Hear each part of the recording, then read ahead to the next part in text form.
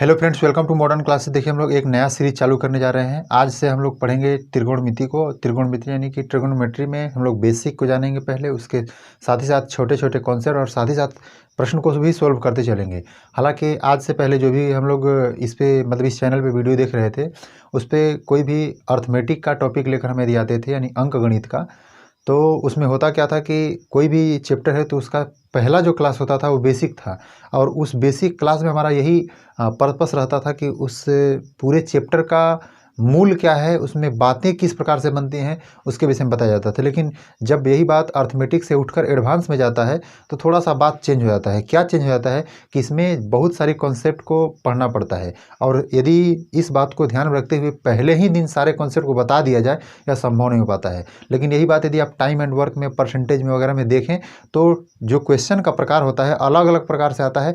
वही क्वेश्चन का प्रकार बनाने के तरीके अलग अलग से भले बन सकते हैं, लेकिन कहीं ना कहीं उसका जो पहला क्लास होता है, उसका जो बेसिक क्लास होता है, उसी पर टोटल जो टाइप है प्रश्न के वो सब डिपेंड रहते हैं। लेकिन यदि हम त्रिकोणमिति की बात करें, क्षेत्रमिति की बात करें, अलजेब्रा की बात करें, यदि हम हाइट एंड डिस्टेंस की बात करें या मेंसुरेशन की बात करें, तो इसमें क्या होता है कि बहुत सारे कॉन्सेप्ट हर पॉइंट पर हमें मिलते हैं, और हर एक कॉन्सेप्ट को पहले वीडियो में देना थोड़ा सा उतना अच्छा नहीं हो पाता है, नहीं उतना अच्छा से नहीं दिया सकता है। इसलिए हम लोग इसमें पढ़ने का तरीका थोड़ा चेंज करने वाले हैं। कैसे पढ़ेंगे कि कुछ पॉइंट को पढ़ेंगे और उसके साथ साथ उसके क्वेश्चन को सोल्व करेंगे, उसके बाद फिर से कुछ पॉइंट पढ़ेंगे, फिर उसके बाद क्वेश्चन को सोल्व करेंगे। लेकिन एक बात इसमें भी जरूरी थोड़ा सा कॉमन रहेगा कि कॉन्सेप्ट जो होता है वह पहले क्लास का कॉन्सेप्ट बहुत ज़्यादा मायने रखेगा। तो चलिए दोस्तों, हम लोग वीडियो को स्टार्ट करते हैं। लेकिन उससे पहले आपसे एक छोटा सा रिक्वेस्ट करेंगे, यदि आप चैनल पर नए हैं और सब्सक्राइब नहीं किए हैं तो चैनल को सब्सक्राइब कर लीजिएगा, बेल आइकन प्रेस करके लेटेस्ट नोटिफिकेशन को ऑन कर लीजिएगा। देखिए, हम लोग समझते हैं त्रिकोणमिति, लेकिन त्रिकोणमिति को समझने से पहले यह जो त्रिकोणमिति है, त्रिकोणमिति यानी ट्रिगोनोमेट्री में पढ़ना क्या है हमें, इसके विषय में जानते हैं। पहले इसमें राइट एंगल ट्रायंगल के विषय में पढ़ना होता है, यानी कि समकोण त्रिभुज के विषय में पढ़ना होता है। क्या? समकोण त्रिभुज। समकोण त्रिभुज यदि आपको अच्छा से समझ में आ रहा है तो यह आसान है आपके लिए, ठीक है।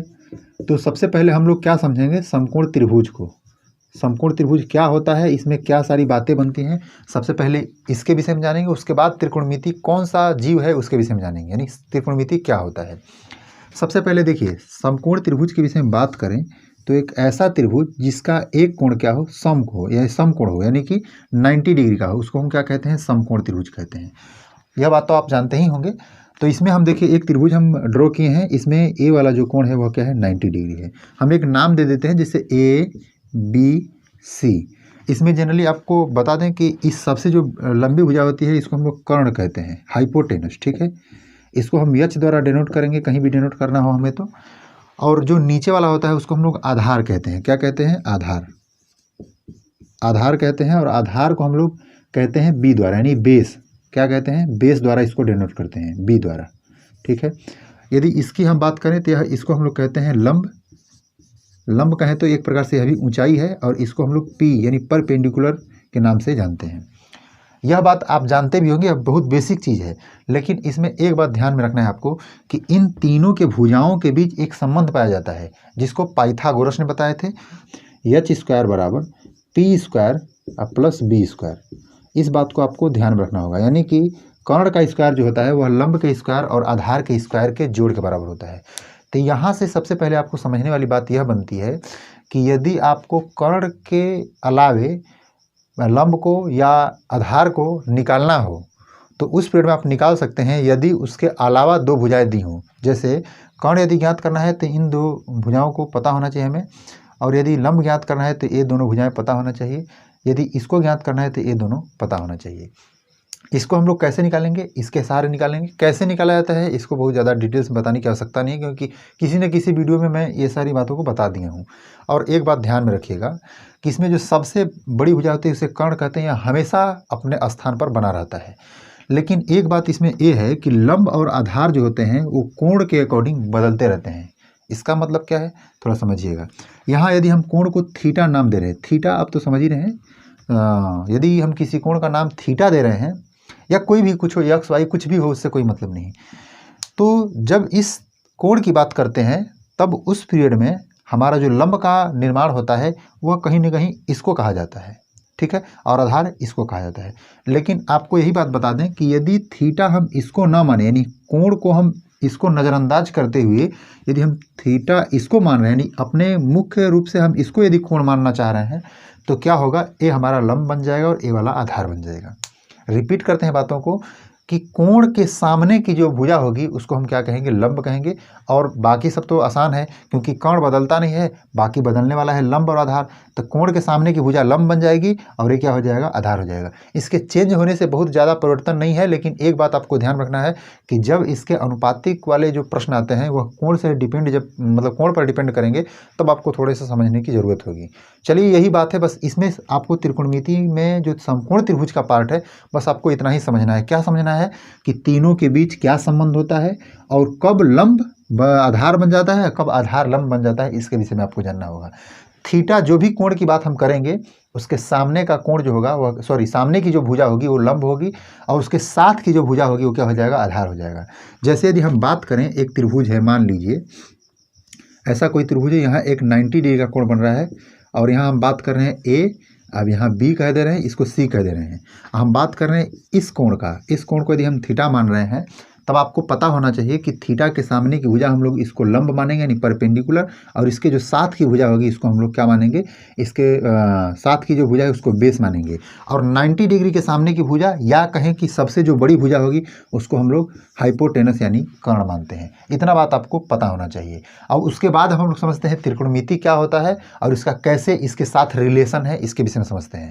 देखिए, उसको रिलेशन को समझने में एक बात आपको समझना है कि रिलेशन कहीं ना कहीं किस चीज़ पर बनाया गया है, इसके भुजाओं के अनुपात पर। क्या, भुजाओं के अनुपात पर। जैसे थोड़ा समझिएगा, जैसे हम लंब और कर्ण का एक अनुपात हम P/B लिख सकते हैं क्या, लंब और आधार का।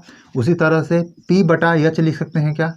उसी तरह से यदि हम बात करें, ध्यान समझिएगा, तो ऐसा लिख सकते हैं P/B, ऐसे भी देखिए P/B हो गया, P/H हो गया, और B/H कह सकते हैं, B/H कह सकते हैं। या आप ऐसा भी कह सकते हैं कि B/P, या कह सकते हैं आप H/B, या कह सकते हैं आप H/P।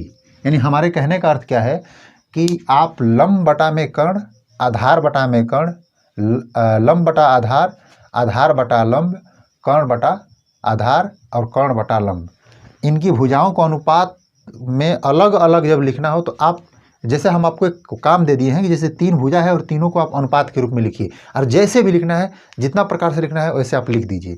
तो आप ऐसे ही लिखिएगा कि एक बार इसका दोनों का अनुपात कीजिएगा, एक बार इसका दोनों का अनुपात कीजिएगा, एक बार इसका दोनों का अनुपात कीजिएगा, एक बार सीधा कीजिएगा, एक बार उल्टा कीजिएगा। ऐसे ही, यानी कहने का मतलब है इसका एक बार इसके साथ, एक बार इसके साथ, दो टाइप हमारे पास दो प्रकार से मिले, और उसके बाद इसी तरह से इसका एक बार इसके साथ, एक बार इसके साथ, ऐसे करके 2 प्रकार से, इस तरह से टोटल मिलाकर 6 प्रकार से हमको यही मिलेगा और इसके अलावा कोई नहीं मिल सकता है। इसी अनुपात को हम लोग त्रिकोणमिति में पढ़ते हैं, और त्रिकोणमिति में इसका नाम कुछ दे दिया जाता है अलग से। क्या, तो ध्यान दीजिएगा, इसका जो नाम दे देता है साइन, कॉस, टैन, कॉट, सेक, कोसेक। और ध्यान दीजिएगा, ये जो 6 नाम लिखे हैं, साइन, कॉस, टैन, कॉट, सेक, कोसेक, यह क्या है, इनके भुजाओं का जो अनुपात है उसी का एक नाम दे दिया गया है। आप इस बात को समझ लीजिए, सबसे आसान तरीका यही है, क्योंकि जो लोग कुछ नहीं जानते इसके विषय में, थोड़ा बताना बड़ा मुश्किल होता है कि आखिर साइन क्या होता है, कॉस क्या होता है। तो एक बात समझ लीजिए, जैसे हमारे घर में कोई बच्चा पैदा होता है तो इसका कोई ना कोई हम लोग नाम दे देते हैं, मोहन है, सोहन है, रीमा है, गीता है, कुछ ऐसा करके नाम दे देते हैं। बस उसी प्रकार से समझिए कि जब यह बात अनुपात पैदा हुआ था, तो उस पैदा होने के बाद तुरंत उसका नाम दे दिया गया था। क्या, कि यदि लंब बटा में कर्ण रहेगा तो उसको हम लोग साइन कहेंगे, ठीक है, यानी साइन थीटा कहेंगे। यदि हम आधार बटा में कर्ण को देख पाएंगे जब, तो हम उसे कॉस थीटा कहेंगे। और यानी कहने का मतलब सिर्फ यही है कि इनके अनुपातों के, यानी कि भुजाओं के अनुपातों को अलग अलग नाम दिया गया और उसी को हम लोग त्रिकोणमिति के अंतर्गत पढ़ते हैं। तो जैसे ध्यान दीजिएगा, साइन थीटा बराबर क्या होता है, लंब बटा में कर्ण। कॉस थीटा बराबर क्या होता है, तो आधार बटा में कर्ण। और टैन थीटा बराबर क्या होता है, तो लंब बटा में आधार। और कॉट थीटा बराबर क्या होता है, तो आधार बटा में, इसको थोड़ा हम आगे लिखते हैं क्योंकि सट रहा है, आधार बटा में क्या हो जाएगा, लंब। अब सेक थीटा की बात करें तो क्या हो जाता है, कर्ण बटा में आधार। और कोसेक थीटा की बात करें तो क्या हो जाता है, कर्ण बटा में लंब। ध्यान से समझिएगा आप कि आप देख रहे हैं क्या, यहाँ की लंब बटा में कर्ण है और इसी का उल्टा कर्ण बटा में लंब है। यहाँ देखिए आधार बटा में कर्ण है, इसका उल्टा कर्ण बटा में आधार है। यहाँ लंब बटा में आधार है, यहाँ आधार बटा में लंब है। यहाँ एक बात आप देखिएगा, इसी चीज़ को इसी क्रम में लिखा गया है, यानी इसको पहले लिखा गया है, बाद में इसको लिखा गया है, तीसरे में इसको लिखा गया है, चौथे में इसको, पाँचवें में इसको लिखा है, छठवें में इसको लिखा गया है। तो यह बात हम कह सकते हैं कि साइन और कोसेक, कॉस और सेक, टैन और कॉट आपस में व्युत्क्रम है, उल्टा है, यानी कि एक बात आप समझ लीजिएगा, इन्वर्स है ऐसा कहें तो इस प्रकार से हमको जो जानकारी मिलता है और इसी को हमें सबसे पहले सीखना पड़ता है, जानना पड़ता है, याद करना पड़ता है। जैसे एक बात आपको बता दें कि इस चीज़ को याद करने के लिए आप लोग बचपन में 10th क्लास वगैरह में पढ़े भी होंगे, लाल बटा में कक्का, यल ए, यल बटा में के ए। ये क्या होता है भाई? इस तरह से हम इस फार्मूला को थोड़ा आसानी से याद कर सकते हैं। जो भी अभी तक हमारे पास फार्मूला अवेलेबल है वो उसको याद करने में आसानी होगा। जैसे कि हम एक सबसे पहले सीक्वेंस में याद करेंगे, इसको हम लोग कहते हैं क्या, निष्पत्ति। त्रिकोणमिति के 6 निष्पत्तियां हैं और जैसे इसको क्या कहेंगे, sine cos tan cot sec cosec. याद रखना है, ऐसे ही करना है, sine cos tan cot sec cosec, यानी ऐसे 6 को याद करना है। आप उल्टा से सीक्वेंस में याद करेंगे तो फॉर्मूला आप भूल जाइएगा। जैसे साइन थीटा बराबर यल और बटा में के लाल बटा में कक्का है तो यल से लंब, के से कर्ण हो जाएगा, लंब बटा में कर्ण, कॉस से बराबर आधार बटा में कर्ण, और साइन कॉस टैन थीटा बराबर क्या हो जाएगा, लंब बटा में आधार। और जस्ट उसका उल्टा चलेंगे, टैन के बाद कॉट होता है तो कॉट बराबर उल्टा हम चलेंगे, आधार बटा में लंब, कॉट के बाद सेक कर्ण बटा में आधार, फिर कॉसेक कर्ण बटा में लंब हो जाएगा, ऐसे करके, यानी उल्टा ऐसे करके चलेंगे। बस इसमें कोई ज़्यादा कुछ करने की बात नहीं है। तो इस प्रकार से हम इसका यूज कर सकते हैं। अब आपको यह बात समझ में आना चाहिए कि जैसे इससे रिलेटेड कुछ हमारी फार्मूला वगैरह हो गया, ये सब बातें बनेंगी, कैसे बनेंगे, जैसे कि इन्हीं बातों से लेकर क्या बन सकता है। जैसे देखिए हम यह बात कर रहे हैं साइन को और कोसेक को, देख रहे हैं जब यह उल्टा है आपस में तो क्या हम ऐसा लिखते हैं कि साइन थीटा इंटू, ऐसे इंटू मत लिखिए, ऐसे डायरेक्ट लिखिए 1 बटा में कोसेक थीटा। साइन थीटा बराबर 1 बटा में कोसेक थीटा, या इसके बराबर में हम इसको नीचे लिख सकते हैं। क्यों भाई?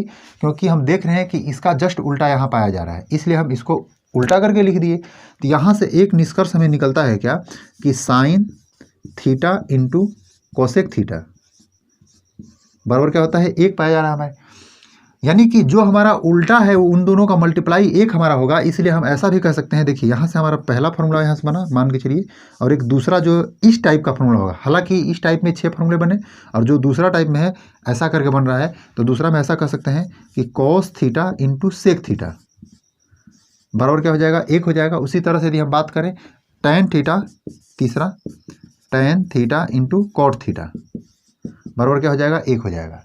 तो आप कहेंगे यस सर, ये बात तो हमें जानकारी भी होगा क्योंकि हम जानते हैं, ऐसा आप लोग को पता होगा। तो 3 को यहाँ से फॉर्मूला बन जाएगा और तीनों को हम किसी के रिस्पेक्ट में उल्टा लिख सकते हैं। कोट बराबर कोट के ऐसे करके 10 को कर सकते हैं और इस तरह से हम कंटिन्यू कर सकते हैं। हमारे कहने का मतलब जो है आप समझ पा रहे होंगे। एक बात यहाँ और आपको ध्यान में रखना है कि यहाँ जो टैन है और यहाँ कॉट है, यहाँ हम जो दोनों को देख रहे हैं तो इन दोनों के लिए एक फार्मूला हमारा और बन के तैयार होता है। हालांकि इस चीज़ को हम लोग उधर लिखते हैं, आप जो भी फार्मूला यहाँ लिखा जा रहा है उसको आप लिख लीजिएगा, नोट कर लीजिएगा, याद भी कर लीजिएगा। जैसे कि एक मान लीजिए तीसरे टाइप में, ये हमारा पहला टाइप हुआ और ये हमारा दूसरा टाइप हुआ और ये जो हुआ ए वाला तीसरा टाइप में। पहला फार्मूला ऐसा बन सकता है क्या कि साइन थीटा बटा में कॉस थीटा, साइन थीटा बटा में कॉस थीटा बराबर क्या होता है, टैन थीटा। अब आप सोच रहे हो कि ऐसा कैसे होता है, तो इस चीज़ को हम लोग यहाँ समझ लेते हैं ऐसा कैसे होता है। देखिए साइन थीटा बटा में कोस थीटा से जब हम भाग देंगे तो साइन थीटा बराबर हम अभी पढ़े हैं कि लंब बटा में क्या होता है, कर्ण होता है, यानी कि पी बटा में यच होता है। अब बटा में यदि हम बात करें तो कॉस थीटा बराबर यदि करें तो यच बटा में क्या होता है, सॉरी बी बटा में क्या होता है, यच होता है।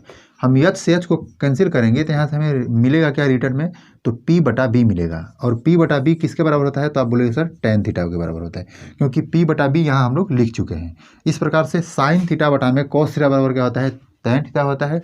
और इसी का जो दूसरा वर्जन है उसमें ऐसा कह सकते हैं कि कॉस थीटा बटा में साइन थीटा बराबर क्या होता है हमारा, कॉट थीटा। इतनी जो फार्मूला बताया गया है इस फार्मूला को आपको एकदम नोट कर लेना चाहिए और इसी के आधार पर हम लोग कुछ क्वेश्चन वगैरह भी देखेंगे। जैसे कि हम आशा करते हैं कि इस बात को आप नोट कर चुके होंगे और इसके आगे का जो फार्मूला है आपको नेक्स्ट वीडियो में आप देखिएगा और उससे रिलेटेड जो क्वेश्चन होगा उसको हम लोग बताएंगे। लेकिन इससे रिलेटेड क्वेश्चन आज हम लोग करेंगे। देखिए इसमें जो हमारा पहला प्रश्न है वह ऐसे बताया जा रहा है कि कॉस थीटा बराबर 1/3 है। उसके बाद बताया जा रहा है कि sine theta plus tan theta का वैल्यू क्या होगा, इसके विषय में बता दीजिए। जैसे यह बात है कि यदि कॉस थीटा बराबर 1/3 दिया है तो इस बात को हम कह सकते हैं कि जो कॉस थीटा बराबर फॉर्मूला होता है अभी जस्ट पहले जो बताए हैं वो होता है क्या, आधार बटा में कर्ण होता है। यानी हम इस बात को कह सकते हैं कि जो हमारा 1 है वह आधार का वैल्यू दिया है, जो कर्ण है वह 3 दे दिया है, ऐसा हम कह सकते हैं क्या। तो हमें यदि इसके विषय में जब निकालना हो तो हम क्या निकालेंगे, तो आप बोलिए सर साइन थीटा बराबर हमारा क्या होता है, तो लंब बटा में कर्ण होता है, और उसके बाद आधार टेन थीटा बराबर क्या होता है, तो लंब बटा में आधार होता है। हमें यहाँ पता चल रहा है कि कर्ण का वैल्यू हमें पता है और आधार का भी वैल्यू पता है, यानी कर्ण और आधार हम लिख सकते हैं, लेकिन लंब हमें नहीं पता है, यानी कहीं ना कहीं लंब हमें ज्ञात करना होगा। आप थोड़ा सा यह बात बताइए कि यदि आपके पास समकोण त्रिभुज ऐसे मिल रहा है और कर्ण 3 बताया जा रहा है और आधार 1 बताया जा रहा है, तो क्या इसको निकाल सकते हैं। तो आप बोले सर P बराबर आप लगा दीजिए, जो पाइथागोरस प्रमेय है उसी को हम लोग थोड़ा कन्वर्ट करके देखेंगे तो h² माइनस b² ऐसा प्राप्त होगा। तो इस पीरियड में यदि देखा जाए तो 3 का हमारा स्क्वायर माइनस 1, यानी हम इस बात को कह सकते हैं कि 9 में से 1 यानी कि रूट में क्या हो जाएगा 8, और 8 को हम लोग 2√2 ऐसे करके लिख सकते हैं। और कैसे लिखेंगे इस बात को तो आप जानते ही होंगे। तो हम इस बात को देखिए यहाँ हम सोल्व करके लिखेंगे तो क्या ऐसे लिख सकते हैं sine theta plus tan theta बराबर कि लंब एक क्या है आपका लंब का वैल्यू है, यानी 2√2 बटा में क्या हो जाएगा 3, जो कि कर्ण का वैल्यू ऑलरेडी दिया हुआ है। उस तरह से आगे हम देखें तो लंब का वैल्यू क्या हो जाएगा 2 और रूट में 2, और उसके बाद बटा में क्या लिखेंगे हम b का वैल्यू यानी 1 लिखेंगे। और दोनों को जब हम भिन्न के जोड़ जैसा ऐसे सोल्व करेंगे तो क्या हो जाएगा 2√2 प्लस 2 3 6√2 हो जाएगा, और दोनों को जब ऐड करेंगे तो कितना आएगा 6 2 8, 8√2 बटा में 3 हो जाएगा। और आपका ऑप्शन कौन सा सही हो जाएगा भाई, ए वाला सही हो जाएगा। और यह बहुत ही सरल है, इसमें बहुत ज़्यादा सोचने की ज़रूरत नहीं है। जब अनुपात ऐसे करके दिया हो 1/3 दिया हो तो आप वैसे ही मानिएगा आधार यानी कि जो फॉर्मूला है किसके बराबर में है और उसको वैसे करके मान लीजिए। उसके बाद नेक्स्ट ट्रिपलेट जो है, यानी ट्रिपलेट यानी कि कर्ण वगैरह या लंब आधार जो भी कुछ निकालना है उसे निकालिए, और उसके बाद आप क्वेश्चन को आसानी से सोल्व कर सकते हैं। चलिए हम लोग नेक्स्ट क्वेश्चन देखते हैं। देखिए जो हमारा अगला भी क्वेश्चन है वह कॉस थीटा से ही दिया है कि कॉस थीटा बराबर यम बटा में n है, तो टेन थीटा का वैल्यू क्या होगा। तो आप यह विषय में थोड़ा सा समझिएगा कि यहाँ यदि नंबर होता है तो हमें थोड़ा आसानी हो जाता है, लेकिन जब यदि नंबर से थोड़ा सा बदल जाता है तो कहीं ना कहीं हम सोचने लगते हैं। तो इस सोचने की आवश्यकता नहीं है, ये भी कॉन्सेप्ट है, इसको भी बेसिक तरीका से सोल्व कीजिए, आसानी से हो जाएगा। हम इस बात को कह सकते हैं कि कॉस थीटा बराबर क्या होता है, आधार बटा में कर्ण होता है, यानी ये जो वैल्यू है वह b का वैल्यू है और ए वाला जो वैल्यू है क्या है h का वैल्यू है। तो हमें जब p का वैल्यू ज्ञात करना होगा तो आप आसानी से कह सकते हैं कि सर h² माइनस क्या कीजिएगा h² माइनस b² कर दीजिए, यानी कि हम कह सकते हैं कि n का स्क्वायर माइनस यम का स्क्वायर कर सकते हैं, यानी h का स्क्वायर इसमें और यम का स्क्वायर ऐसे। और इसको हम लोग आगे सोल्व करने की हमें आवश्यकता ही नहीं है, हम इसको इतना ही पे रहने देते हैं और उसके बाद आगे देखते हैं हमें टेन थीटा के लिए क्या चाहिए। तो आप बताइए सर टेन थीटा बराबर हमारा क्या होता है, लंब बटा आधार होता है। ठीक है, आप जो भी फॉर्मूला हम अभी जस्ट पहले लिखाए हैं उसको आप लोग यदि लिख लिए हैं तो अच्छी बात है, आप लोग उसे देखिए, वहाँ से देख कर इसे समझने का प्रयास कीजिए। अब यहाँ से जल्दी जल्दी आप डायरेक्ट देख के समझने का प्रयास कीजिए। एक बात और है कि यदि आपको ये फार्मूला ऑलरेडी याद है तो इस समझने में बहुत ज़्यादा हेल्प भी मिलेगा। जैसे इसको हम कैसे करेंगे ध्यान दीजिएगा, p बराबर क्या होता है रूट में n² माइनस m², जो कि अभी हम लोग निकाले हैं। अब बटा में b का वैल्यू क्या है भाई यम, यानी हमारे लिए कौन सा ऑप्शन सही हो जाएगा भाई। तो शायद हम पहले ऑप्शन को हम सही से नहीं लिख पाए हैं क्या, एक मिनट रुक जाइए देख लीजिए। हाँ, इसमें हमारा नीचे यम भी है और यही हमारा आंसर भी हो जाएगा, यानी पहले वाला आंसर ही हमारा होगा। ठीक है, हम इसको जो बटा वाला वैल्यू है उसको लिखना भूल गए थे, तो हमारा पहला वाला आंसर सही हो जाएगा। तो आपको ये नहीं सोचना है कि हमारा ये नंबर नहीं दिया है तो इसका कैलकुलेशन बहुत ज़्यादा टफ होगा, तो ऐसा नहीं सोचना है। चलिए हम लोग नेक्स्ट क्वेश्चन देखते हैं। देखिए हमारा जो अगला प्रश्न है इसमें बताया जाए tan थीटा बराबर 1 दे दिया है और हमसे पूछ रहा है sine theta minus 2 cos theta बटा में sine theta plus 3 cos theta बराबर क्या होगा। जब ऐसा दे दिया है तो इसको यदि हम सोल्व करने चले तो इसको दो तरीके से बना सकते हैं। पहला तरीका देखिए, हालांकि कई तरीके हैं। पहला तरीका यदि देखिए तो यह तरीका ये है कि tan थीटा बराबर यदि हमें 1 दे दिया है तो हम 1/1 इसको लिख सकते हैं क्या। तो आप कहे सर ए हमारा लंब का वैल्यू दे दिया है और ए जो दे दिया है वह आधार का वैल्यू दे दिया है, क्योंकि लंब बटा आधार होता है। तो इस प्रकार से यदि हम बात करें h बराबर होगा तो रूट में p का स्क्वायर और प्लस क्या होता है b का स्क्वायर। थोड़ा छोटा लिखना है, इस बात को समझिए क्योंकि ज़्यादा इंपॉर्टेंट हमें यहाँ नहीं लग रहा है। 1 का स्क्वायर प्लस 1 का स्क्वायर, यानी हम कह देंगे कि रूट में 2 हमारा यहाँ से h का वैल्यू निकल के आएगा। यदि हम इसके सहारे इसको सोल्व करें तो क्या आएगा, तो आप बोलिए सर कि साइन थीटा बराबर आपको लिखना है क्या, तो साइन थीटा बराबर आप लिखिए लंब बटा में कर्ण, यानी कि लंब हमारा क्या है 1 और बटा में क्या हो जाएगा रूट में 2 और फिर -2 और फिर आधार बटा में कर्ण, आधार का वैल्यू क्या है 1 बटा में √2 ही होगा। ऐसे करके आधार का वैल्यू 1 है और कर्ण का वैल्यू 1 हो जाएगा। आधार बटा में कर्ण cos थीटा बराबर होता है, ये बात तो आप जानते ही हैं कि साइन थीटा के बराबर में लंब बटा में क्या होता है कर्ण और cos थीटा बराबर आधार बटा में क्या होता है कर्ण होता है, ऐसा आपको पता है। अब नीचे वाले को यदि लिखना चाहें तो 1 बटा में √2 लिखेंगे या फिर +3 गुणे 1 बटा में √2 लिखेंगे। यह बात आप समझ पा रहे हैं, थोड़ा फास्ट कर रहे हैं इस चीज़ को, आप समझिएगा। अब हम एक बात यह कह रहे हैं कि यदि हम इसको सोल्व करें तो क्या होगा, ध्यान दीजिएगा, जब 2 से गुणा करेंगे तो यह दोगुना हो जाएगा और घटेगा तो क्या होगा, ऊपर में -1 बटा में √2 बचेगा और नीचे वाले को यदि हम जोड़ेंगे तो क्या हो जाएगा, 1 बटा में √2 है और 3 गुणे 1 बटा में √2 है, यानी हम इस बात को कह सकते हैं कि 4 बटा में √2 हो जाएगा, 4 बटा में √2 हो जाएगा, √2 से √2 कैंसिल हो जाएगा। इस प्रकार से हमारा -1 बटा 4 आंसर बनेगा। हालांकि कैलकुलेशन थोड़ा फास्ट किए हैं, आप रोक कर इस बात को आसानी से अच्छा से समझ सकते हैं। अब एक दूसरा तरीका हमारा क्या है, इस बात को हम लोग यहाँ देखते हैं, थोड़ा समझिएगा। हम यह कह रहे हैं कि आप ऐसा काम कीजिए कि sine theta cos theta sine theta cos theta है, आप नीचे और ऊपर दोनों साइड में आप ऐसा काम कीजिए cos थीटा से डिवाइड कर दीजिए। तो जब cos थीटा से डिवाइड कीजिएगा तो ये हो जाएगा आपका tan थीटा, क्योंकि आपको पता है कि यहाँ देखिए कि ऐसे करके यहाँ देखिए tan थीटा बराबर क्या होता है साइन थीटा बटा में क्या होता है cos थीटा। तो जब हम साइन थीटा में cos थीटा से डिवाइड कर रहे हैं तो क्या हो जाएगा tan थीटा, तो ऊपर में हम tan थीटा बना दिए इसको, फिर माइनस जब cos थीटा से डिवाइड करेंगे तो यहाँ हो जाएगा 2 और नीचे देखिए उसी तरह से हमारा होगा tan थीटा अब फिर प्लस क्या हो जाएगा 1। अब यह बताइए tan थीटा का वैल्यू आपको ऑलरेडी पता है 1, अब ध्यान दीजिएगा आपको ऑलरेडी पता है tan थीटा का वैल्यू 1 और माइनस क्या हो जाएगा 2 और फिर नीचे में यदि देखिए तो tan थीटा का वैल्यू 1 और फिर प्लस 1 हो जाएगा हमारा, सॉरी यहाँ 1 नहीं 3 होगा, माफ़ कीजिएगा क्योंकि यहाँ 3 है, तो cos थीटा में यदि cos थीटा का भाग दिएगा तो 1 होगा और 1 में मल्टीप्लाई कीजिएगा तो क्या हो जाएगा 3, तो यहाँ क्या हो जाएगा 3। अब इसको आप देखिएगा तो घटाकर तो -1 और ऊपर नीचे क्या बच जाएगा 4 और आपका कौन सा ऑप्शन सही हो जाएगा 1, जो पहला ऑप्शन है सही हो जाएगा। दोनों तरीका आपके लिए अच्छा होगा। एक तरीका और है जो कि अभी तक हम नहीं बताए हैं लेकिन उसके विषय में थोड़ा जिक्र कर देते हैं।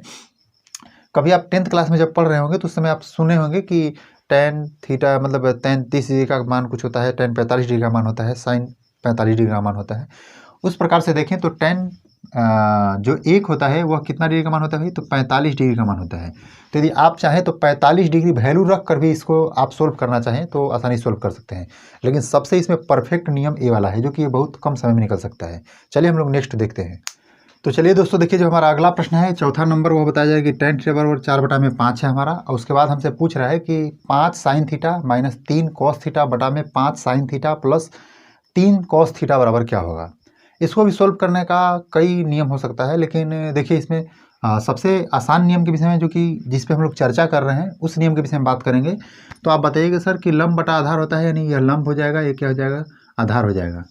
अब थोड़ा समझिए कि जब लंब और आधार यह हो जाएगा तो कर्ण हमारा क्या होगा, तो कर्ण के विषय में यदि बात करें हम, क्योंकि जब तक कर्ण नहीं निकलेगा तब तक हम इसका मान नहीं रख सकते हैं। जब कर्ण निकालेंगे तो क्या हो जाएगा रूट में p² प्लस b², यानी हम इस बात को कहें कि 4 का स्क्वायर हमें करना होगा प्लस 5 का स्क्वायर करना होगा। इसको ऐसे कर देते हैं, 4 चौके कितना हो जाएगा 16 और 5 5 25 है, 16 और 25 को यदि हम जोड़ेंगे तो कितना हो जाएगा 20 10 30 और 10 40 1 41, यानी रूट में क्या हो जाएगा हमारा 41। और इसके बाद देखिए हम लोग क्या करेंगे, जब यह h का वैल्यू हमें पता चल गया है तो इसका वैल्यू हम लोग इसमें रखने का प्रयास करेंगे। जैसे देखिए 5 है, उसके बाद गुणे करेंगे, साइन थीटा का वैल्यू क्या हो जाएगा लंब बटा में कर्ण होता है, लंब का वैल्यू आपको 4 मिला है और कर्ण का वैल्यू क्या मिला है रूट में 41। इसे बाहर निकालने की कोई आवश्यकता नहीं है, आगे करते रहिए, देखिए क्या आता है। 3 cos थीटा बराबर क्या हो जाएगा 5 बटा में रूट में 41 हो जाएगा, क्योंकि वैसे ही होगा, ठीक है। अब देखिए आगे यदि नीचे देखा जाए तो 5 गुणे 4 बटा में रूट में 41 होगा, और उसके बाद हो जाएगा प्लस 3 गुणे क्या हो जाएगा 5 बटा में 41। देखिए कभी कभी होता है क्या कि अलजेब्रा का यूज करते हैं तो थोड़ा सा क्वेश्चन हमारा छोटा बड़ा हो सकता है, यानी कि उसको हम लोग अलजेब्रा का मदद लेके इसको छोटा किया जा सकता है, ऐसा कह सकते हैं हम। ध्यान दीजिएगा जब इसको हम सोल्व करेंगे तो क्या होगा देखिए इसको बराबर हम देते हैं और देखिए ऐसा करेंगे तो 4 5 क्या हो जाएगा 20 बटा में रूट में 41 हो जाएगा, और फिर माइनस 3 5 15 और बटा में रूट में क्या हो जाएगा 41 हो जाएगा। अब नीचे वाला जो बात होगा जस्ट सेम होगा, बस बीच में क्या हो जाएगा प्लस हो जाएगा, क्योंकि ऊपर और नीचे में बहुत ज़्यादा कुछ अंतर है नहीं। तो ऐसा कर लेते हैं 20 बटा में रूट में 41 प्लस हो जाएगा 15 बटा में रूट में 41। शायद आपको दिख रहा हो या ना दिख रहा हो तो भी आप समझ रहे होंगे कि क्या होगा। अब देखिए इस बात को थोड़ा सा हम लोग ऊपर करके लिखते हैं, ध्यान समझिएगा। देखिए ऊपर वाले को यदि हम सोल्व करें तो क्या हो जाएगा, रूट में 41 हमारा नीचे आएगा और ऊपर में क्या आ जाएगा 20 माइनस 15 आ जाएगा, और नीचे में उसी तरह से 20 प्लस 15 आने वाला है, और बटा में क्या आ जाएगा रूट में 41। रूट में 41 से रूट में 41 को काट देंगे तो यहाँ से जो हमारा आंसर निकल के आएगा क्या निकलेगा 5, और बटा में इसको जब जोड़ेंगे तो कितना आएगा 20 10 30 5 35, यानी 5 7 35, यानी 1 बटा में 7 हमारा क्या हो जाएगा राइट आंसर हो जाएगा। लेकिन रुकिए, इस चीज़ को थोड़ा हम और आसानी से जल्दी से कैसे कर सकते हैं थोड़ा समझिए। यहाँ tan थीटा हमको जब दिया है तो tan थीटा बनाना यदि हमारे लिए आसान है तो उसको कर लेते हैं। कैसे करेंगे यह बात जस्ट अभी पहले वाला जो क्वेश्चन है उसको जैसे अभी सोल्व किए थे जस्ट वैसे ही इसको सोल्व करने का प्रयास करेंगे। देखिए इसको tan थीटा बनाने का प्रयास करेंगे तो क्या हो जाएगा 5 tan थीटा, कैसे cos थीटा से डिवाइड करके। यहाँ cos थीटा का डिवाइड किए तो -3 हो जाएगा, क्योंकि cos से cos क्या हो जाएगा कट जाएगा, यहाँ ऊपर यहाँ मतलब 1 बचेगा मल्टीप्लाई 3, यहाँ क्या हो जाएगा 5 tan थीटा, वैसे ही यहाँ क्या हो जाएगा -3। ठीक है, ऐसा हम काम कर लेते हैं कि 5 गुणे 4 बटा में 5 हो जाएगा। tan थीटा का वैल्यू डायरेक्ट उठा कर रखेंगे -3 बटा में क्या हो जाएगा 5 गुणे 4 बटा में 5 हो जाएगा, और उसके बाद मल्टीप्लाई बाई प्लस क्या हो जाएगा 3। और उसके बाद एक बात समझिएगा, इसको हम चाहें तो ऐसे ऐसे काट सकते हैं, इसको काट सकते हैं, और 4 में से 3 को घटाना है एक बार, तो 4 में से जब 3 घटेगा तो हमारा क्या बचेगा 1, और देखिए 4 में 3 जोड़ेंगे तो 7। आप देख रहे होंगे कि इसको इतना लंबा ऐसे करके जाना पड़ा हमें, और ये वाला जो शॉर्टकट मेथड है वह यहाँ से लेकर यहाँ तक में ही क्लियर हमारा हो गया। ठीक है, तो आप देख लीजिए कि कौन सा मेथड हमें यूज करना है। हालांकि देखिए हम दोनों मेथड इसलिए बता रहे हैं क्योंकि जो कॉन्सेप्ट बताएं हमारा मेन पर्पस है उस कॉन्सेप्ट को सिखाना। चलिए हम लोग नेक्स्ट क्वेश्चन देखते हैं। देखिए जो हमारा अगला प्रश्न है कुछ वैसा ही है। इसमें जो बताया जा रहा है क्या कि tan थीटा बराबर दे दिया है 4/3 दे दिया गया है। उसके बाद हमसे पूछा रहा है कि रूट में sin theta 1 minus sine theta, फिर बटा में 1 प्लस साइन थीटा बराबर क्या होगा। तो ये भी जस्ट वैसा ही है क्वेश्चन, थोड़ा सा कुछ इसमें बस बदला है क्या कि इसमें रूट दे दिया है, तो इससे घबराने की बात नहीं है। इसमें भी हम लोग वही वाला नियम लगा रहे हैं, जल्दी से सॉल्व करने वाला नियम। हालांकि आपको इसमें एक काम आप और कर सकते हैं कि इसको आप लंब मान सकते हैं, इसको क्या कर सकते हैं आधार मान सकते हैं। तो जो यच होगा वो क्या हो जाएगा 5, क्योंकि आपको पता है कि ट्रिपलेट जो होता है 3 4 5 होता है, यानी 3 लंब हो और 4 आधार यदि हो, या 4 लंब हो 3 आधार हो, तो कर्ण जो होगा हमारा 5 होगा। कैसे होगा इस बात को आप निकाल सकते हैं। तो इस हिसाब से यदि आप रख के निकालना चाहें तो डायरेक्ट निकालिएगा क्या कि 1 माइनस लंब बटा में कर्ण होता है, लंब मतलब 4 और कर्ण बटा में कर्ण मतलब 5, बटा में क्या हो जाएगा 1 प्लस 4 बटा में 5 हो जाएगा।